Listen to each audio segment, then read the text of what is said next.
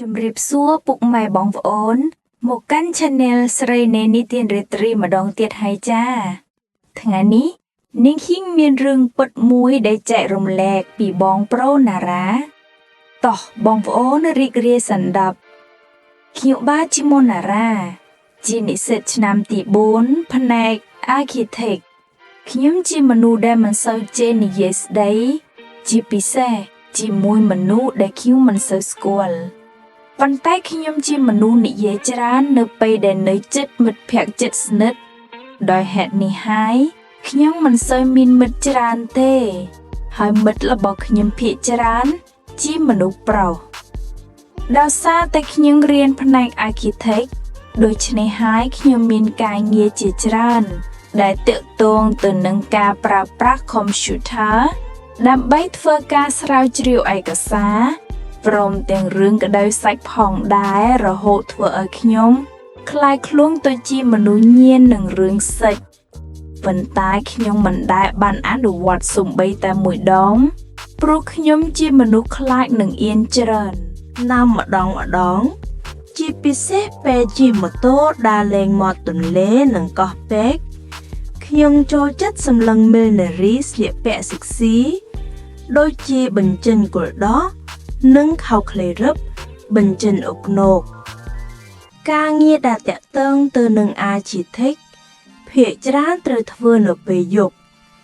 និងត្រូវធ្វើជាក្រុមដូច្នេះហើយខ្ញុំតែងតែទៅធ្វើ assignment នៅផ្ទះមិត្តភក្តិរបស់ខ្ញុំបានស្គាល់មិត្តម្នាក់ឈ្មោះវិចិត្រហើយយើងទាំងពីរតែងតែធ្វើ assignment ជាមួយគ្នានៅផ្ទះរបស់គេរហូតខ្ញុំអាចចេញចូលផ្ទះរបស់គេដោយសេរីគេគឺជាកូនកំព្រាឪពុកនៅជាមួយម្ដាយជាស្រីមេម៉ាយអស់រយៈពេល5ឆ្នាំមកហើយថ្វីត្បិតតែមានអាយុច្រើនបន្តិចម្ដាយរបស់គេនៅតែមានសម្រស់មិនចាញ់មនុស្សស្រីក្មេងឡើយគាត់មានសម្បុរសត្រគាកខ្សែជាពិសេសដើមទ្រូងដ៏សែនទ្រលុកទ្រលន់ដែលធ្វើឲ្យខ្ញុំឆ្លុះវង្វេងម្ដងម្កាលនៅពេលដែលគាត់ពាក់អាវវាលទ្រូង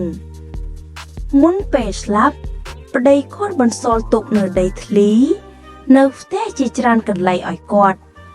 ដូច្នេះគាត់ពុំចាំបាច់ត្រូវខ្វាយខ្វល់រឿងប្រាក់កាក់ទេនៅយប់មួយប្រហែលជាម៉ោង 11:30 នាទីយប់ដែលខ្ញុំកំពុង design ប្លង់ម្នាក់ឯងព្រោះវិចិត្របានដេកលុកបាត់ទៅហើយខ្ញុំក៏មានអារម្មណ៍ថាចង់បត់ជើងតូបខ្ញុំក៏ចុះមកប្រើបន្ទប់ទឹកនៅជាន់ក្រោមនៅជាប់បន្ទប់របស់ម្ដាយវិចិត្រប៉ុន្តែយប់នោះដូចជាចម្លែកមែនណាព្រោះភ្លើងបន្ទប់របស់គាត់នៅមានពន្លឺហើយទ្វារបន្ទប់ក៏ចំហបន្តិចដែលធ្វើឲ្យខ្ញុំឆ្ងល់ព្រោះគាត់ជាមនុស្សដែលចូលចិត្តគេងពីប្រលប់បន្ទាប់ពីបោះជើងរួចហើយខ្ញុំក៏ដើរសម្ដៅជាបន្ទប់របស់គាត់ដើម្បីមើលថាមានអ្វីកើតឡើងពេលដែលខ្ញុំសម្លឹងមើលតាមប្រឡោះទ្វារខ្ញុំសឹងតែបាត់បង់ស្មារតីព្រោះខ្ញុំឃើញគាត់កំពុងតែមើលរឿងសិចជប៉ុនគាត់កំពុងដេកត្រេកខ្លួនលើពូកហើយនៅពីមុខគាត់មាន laptop ដែលមានកាស headset ជាប់នឹងត្រចៀករបស់គាត់ទៀតផងភ្នែករបស់គាត់បិទតែមាត់របស់គាត់បើកបន្តិចរួមជាមួយសំឡេងធ្ងរតិចៗដែលខ្ញុំអាចឮបានយ៉ាងស្រាវដៃខាងស្ដាំរបស់គាត់កំពុងលូកចូលក្នុងខោទ្រនាប់ពណ៌ស្វាយជាពណ៌ដែលខ្ញុំចូលចិត្តព្រោះវាជាពណ៌សិចហើយដៃឆ្វេងរបស់គាត់កំពុងលេងលែងក្បាលដោះតិចៗប៉ុន្តែខ្ញុំមិនដឹងថាពណ៌អ្វីនោះទេព្រោះមើលមិនសូវច្បាស់ខ្ញុំឈរមើលអស់រយៈពេល5នាទីហើយប៉ុន្តែគាត់នៅតែគ្មានអ្វីប្រែប្រួលទេតែអ្វីដែលប្រែប្រួលនោះគឺខោទ្រនាប់របស់គាត់ដូចជាមានសភាពសើមខ្លាំងណាស់ហើយសកម្មភាពដៃស្ដាំគាត់គោគិតនឹងក្របល្មុតកាន់តែញាប់ទៅហើយសំឡេងគាត់កាន់តែលឺឡើងចំណែកឯខ្ញុំវិញឈរមើលយ៉ាងក្តៅខ្លួនយ៉ាងខ្លាំង ហើយអាចច្រមុះរបស់ខ្ញុំរីកមាឌសឹងធ្លុះខោទៅហើយមិនដឹងជាយ៉ាងម៉េចទេគាត់បានបើកភ្នែកហើយសម្លឹងមើលតាមកញ្ចក់ក្នុងបន្ទប់ក៏ឃើញខ្ញុំឈរមើលតាមចន្លោះទ្វារពេលនោះខ្ញុំភ័យខ្លាំងពេកក៏រត់ឡើងទៅលើវិញហើយសំងុំដេកទើបមានអារម្មណ៍ក្តៅខ្លួននៅឡើយនេះជាលើកដំបូងហើយដែលខ្ញុំបានឃើញមនុស្សស្រីជួយខ្លួនឯងដោយផ្ដោតភ្នែកជាហេតុធ្វើឲ្យខ្ញុំមិនអាចបំភ្លេចបានលុះព្រឹកឡើងខ្ញុំបានរៀបចំខ្លួនទៅសាលាជាមួយវិចិត្រតែពេលខ្ញុំរៀបនឹងចេញពីមាត់ទ្វារផ្ទះស្រាប់មានដៃមួយមកកាន់ស្មារបស់ខ្ញុំដែលធ្វើឲ្យខ្ញុំភ្ញាក់ព្រឺតហើយខ្ញុំក៏ងាកមើលម្ចាស់ដៃនោះការពិត ម្ដាយរបស់វិចិត្រក្នុងសម្លៀកបំពាក់កាលពីយប់មិញគាត់បាននិយាយមកកាន់ខ្ញុំថាក្មួយញ៉ាំអាហារពេលព្រឹកសិនទៅចាំទៅសាលាព្រមមីងខំងើបតាំងពីព្រឹកមកចំអានអីក្មួយញ៉ាំណាក្រៀមឆ្លើយតែញ័រមាត់ព្រោះនឹកឃើញរឿងយប់មិញអរគុណមីងខ្ញុំអត់តន់ឃ្លានផងហើយខ្ញុំនឹងវិចិត្រក៏ទៅសាលារៀនទៅនៅម៉ោង12ថ្ងៃត្រង់ដែលជាម៉ោងសម្រាកហូបបាយខ្ញុំបានហៅវិចិត្រមកញ៉ាំបាយនៅកងទៀនជាមួយគ្នាព្រោះពួកយើងនៅមានមួយថ្នាក់ទៀតនៅម៉ោង2រសៀលដូច្នេះពួកយើងខ្ជិលត្រឡប់ទៅផ្ទះវិញប៉ុន្តែចុងថ្ងៃអីខ្ញុំភ្លេចអាសែងថ្មិនដែលធ្វើយប់មិញនៅផ្ទះវិចិត្រហើយពួកខ្ញុំត្រូវឲ្យគ្រូនៅថ្ងៃនោះទៀតខ្ញុំក៏ឲ្យវិចិត្រជូនខ្ញុំមកផ្ទះគេប៉ុន្តែគេបដិសេធដោយយកលេសថាគេអ្នកភ្លេចអ្នកនោះទៅយកហើយគេដើរទៅហូបបាយបាត់ទៅដោយគ្មានជំរឿសខ្ញុំក៏មកយកម្នាក់ឯងជិះម៉ូតូបណ្ដាអារម្មណ៍គិតពីរឿងយប់មិនបណ្ដាគិតដល់ពេលនោះពូវែករបស់ខ្ញុំក៏ចាប់ផ្ដើមបាក់វែកភ្លាមប៉ុន្តែអារម្មណ៍ភ័យក៏មានដែរព្រោះមិនដឹងប្រឈមមុខនឹងម៉ាក់វិចិត្រយ៉ាងម៉េចពេលដល់ផ្ទះវិចិត្រភ្លាមខ្ញុំក៏បើកទ្វារហើយរត់ទៅបន្ទប់វិចិត្រភ្លាមដោយមិនចង់ជួបម៉ាក់វិចិត្រពេលទៅដល់បន្ទប់ហើយយកឯកសារបានភ្លាមខ្ញុំក៏ចុះមកក្រោមវិញដោយសង្ឃឹមថាមិនបានជួបម៉ាក់របស់វិចិត្រប៉ុន្តែចៃដន្យអីគាត់កំពុងអង្គុយលើសាឡោងមើលទូរទស្សន៍តាំងពីពេលណាជាមួយរូបនៅផ្ទះពណ៌សស្ដាងខ្លីរហូតគ្រៀងអាចមើលដឹងថាគាត់មិនបានពាក់អាវទ្រនាប់ទេព្រោះមានស្នាមក្បៅដោះលេចចេញមុខយ៉ាងច្បាស់វាបានធ្រួឲ្យអាចច្រមុះរបស់ខ្ញុំមានកំហឹងទៀតហើយគាត់បានស៊ូខ្ញុំថាក្មួយភ្លេចអីមែនខ្ញុំក៏ឆ្លើយថាបាទខ្ញុំភ្លេចឯកសារដែលត្រូវឲ្យគ្រូនៅថ្ងៃនេះគាត់សួរទៀតថាក្មួយញ៉ាំបាយនៅបើនៅចាំមិញទៅដួសឲ្យណាដោយពេលនោះខ្ញុំកំពុងឃ្លានផងព្រោះដឹងថាបើចាំទៅញ៉ាំនៅសាលាវិញនោះអាចនឹងយឺតពេលចូលរៀនហើយណាមួយគ្មានអ្នកណាគេញ៉ាំជាមួយផងព្រោះវិចិត្រចូលញ៉ាំតាំងពីខ្ញុំចេញពីសាលាម្លេះណាមួយញ៉ាំនៅនេះអាចគួចគួនសម្រាប់ដល់សិក្សាមេម៉ាយដៅស្រួយផងគិតហើយខ្ញុំក៏ឆ្លើយថាអញ្ចឹងក៏បានដែរខ្ញុំចង់សាក់ស្នាដៃមើងផងដែរគាត់ញញឹមហើយដើរទៅក្រោយដើម្បីយកម្ហូបមករៀបចំឲ្យខ្ញុំពេលខ្ញុំចាប់ផ្ដើមញ៉ាំគាត់ក៏បានមកអង្គុយជិតខ្ញុំដោយយកលេសថាងាយស្រួលមើលរឿងខ្ញុំញ៉ាំបណ្ដើរភ្នែករបស់ខ្ញុំគួចគួនសម្រស់សុដិនទាំងគួររបស់គាត់បណ្ដើរពេលញ៉ាំចិត្តអស់ពាក់កណ្ដាលគាត់ក៏សួរខ្ញុំថាកាលពីយប់មិញក្មួយបានឃើញអ្វីខ្លះពេលឮសំណួរនេះធ្វើឲ្យខ្ញុំចាប់ផ្ដើមភ័យញ៉ាំបាយឡើងចូលទៀតហើយឆ្លើយទាំងញ័រមាត់ថាមីងឃើញខ្ញុំដែរសុំទោសខ្ញុំអត់មានបានឃើញអីទេនិយាយមិនតន់ចាប់ផងគាត់ក៏បន្តថា ក្មួយចង់សាក់ទេបើចង់មីងអាចឲ្យក្មួយសាក់បានឮដូច្នេះហើយធ្វើឲ្យខ្ញុំភ័យខំរំភើបផងព្រោះខ្ញុំមិនដែលបានស្គាល់រសជាតិឆាកប្រយុទ្ធពិតប្រាកដទេបានត្រឹមតែជួយខ្លួនឯងរហូតពេលនោះខ្ញុំមិនបានឆ្លើយភ្លាមនោះទេបានត្រឹមតែមើលមុខគាត់ប៉ុណ្ណោះគាត់ក៏និយាយទាំងញញឹមថាមីងនិយាយលេងទេណា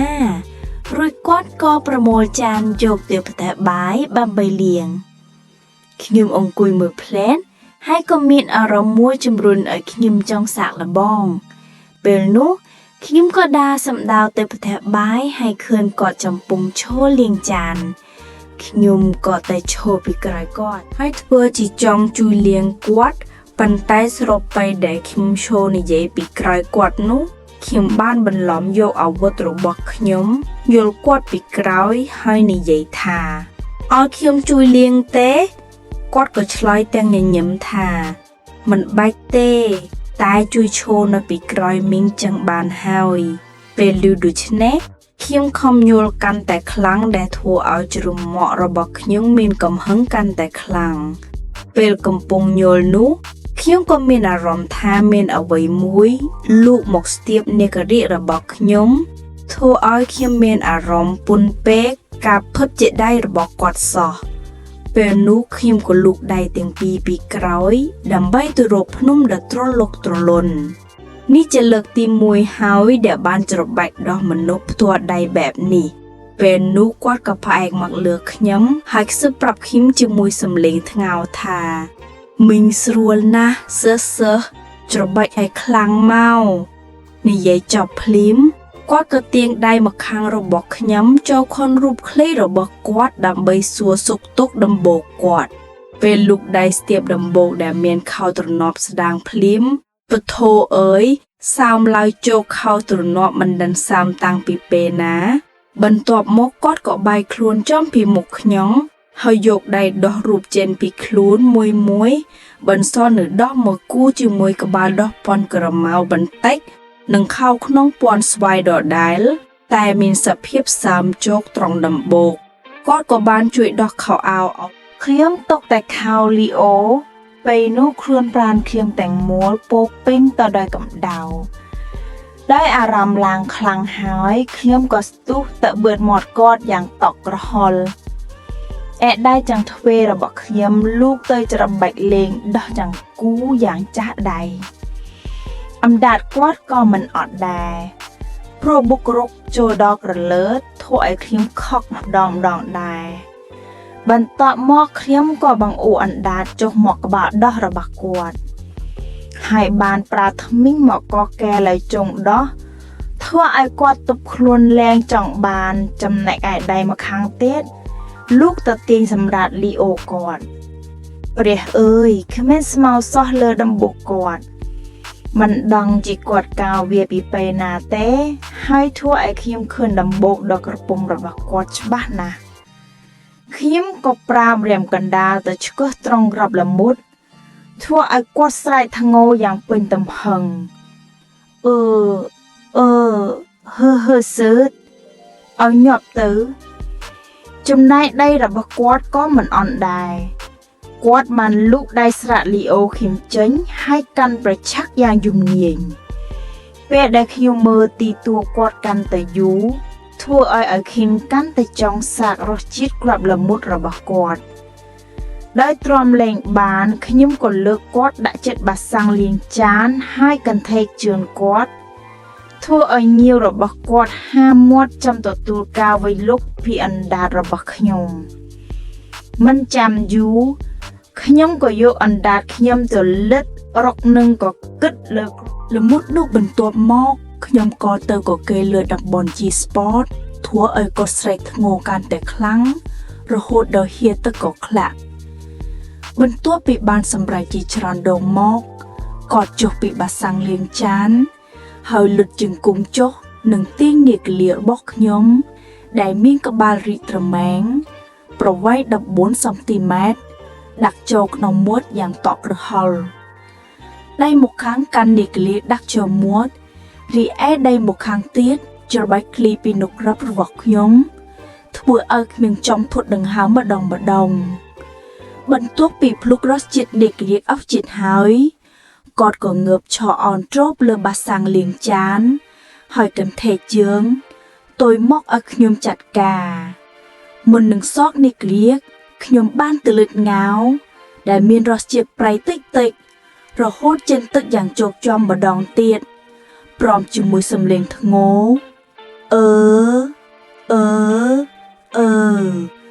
មីងទ្រាំលែងបានហើយឆាប់ដាក់ចូលមកសើតក្នុងក៏កាន់និករាក្បាលត្រមែងសក់ចូលយ៉ាងតក់ក្រហល់ដោយដំបូកមានសភាពជោគជាំខ្លាំងហើយនោះ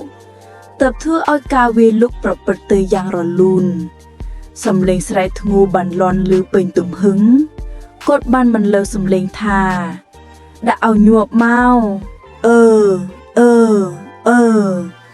ដល់មិនសូវមានប័ណ្ណពិសោធន៍ខឹងមិនបានបដូរក្បាច់ទេគឺគិតតែពីបុកយកសុទ្ធពេលនឹងទីពីក្រោយផ្លាប់អស់រយៈពេលជិត5នាទីដោយភាពស្រាវខ្លាំងពេកខ្ញុំក៏វាយប្រដាត់ប៉ុន្តែមុននឹងអ្នកករៀតព្រោះពឹស